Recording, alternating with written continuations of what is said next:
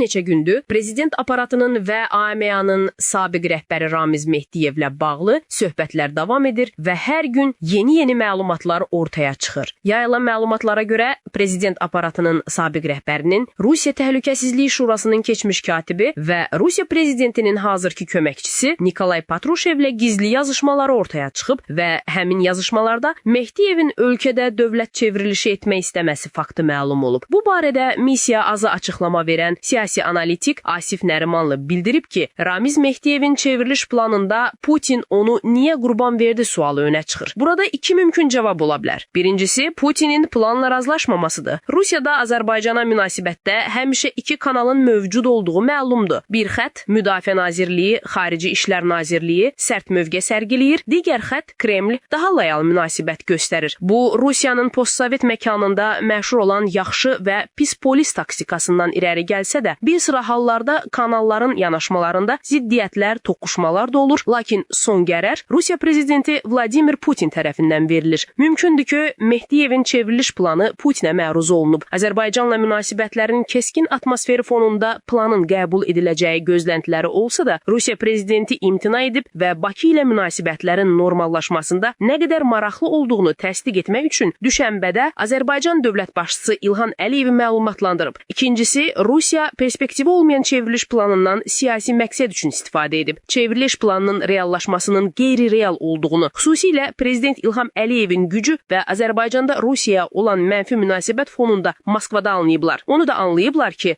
perspektivsiz çevriliş cəhdinin dəstəklənməsi Azərbaycanla münasibətlərdə geri dönüşü olmayan vəziyyət yarada, Rusiyanın bölgədəki mövqelərinə ciddi zərbə vura bilər. Bu baxımdan Putin Mehdiyevi Bakı ilə münasibətlərdə siyasi dividend qazanmaq üçün qurban verib.